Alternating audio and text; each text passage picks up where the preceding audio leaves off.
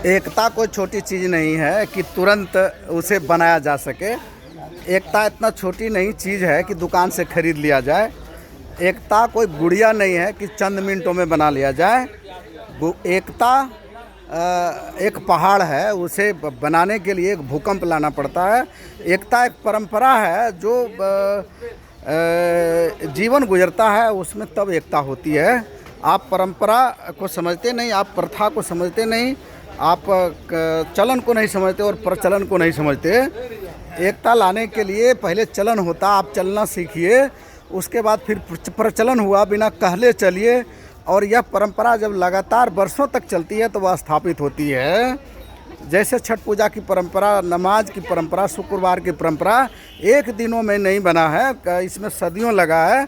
और एकता की जो सभा की बात होती है, तो जब परंपरा बन जाती है, प्रथा बन जाती है, तो लोग बिना बुलाए जाते हैं, क्योंकि वहाँ उसका कोई मालिक नहीं होता, कोई आयोजित नहीं करता। आदमी स्वतंत्र महसूस करते हैं, और व्यक्ति के द्वारा जो आयोजित सभा होती है उसका कोई मालिक होता है। उसमें कोई दूसरा क्यों जाना चाहेगा जब तक कि उसमें सबकी भागीदारी और सबकी हिस्सेदारी नहीं होगी। और जो एकता की बात करने वाले हैं उसका भोज का कोहड़ा है जो कभी फलित नहीं होता। इसलिए अगर एकता लाना है और एकता करना है तो आप आगे बढ़िए और एकता नामक ये कीटाणु नहीं छिड़किए, ताकि जो फल फूल उगने वाला है वह भी मुरझा जाएगी। और राजनीति में तो एकता कदापि नहीं होता। राजनीति में एकता होती तो देश नहीं टूटता, समाज नहीं टूटता, भाई आपस में बैर नहीं रखते, और घर घर में ये बंटवारा नहीं होता। इसलिए राजनीति में तो एकता की बात करना बहुत बड़ा गुनाह और अपराध है। राजनीति में जो आगे बढ़ रहा है उसका साथ हो जाइए। अगर उस पर आशा और भरोसा है तो अब आगे चलिए।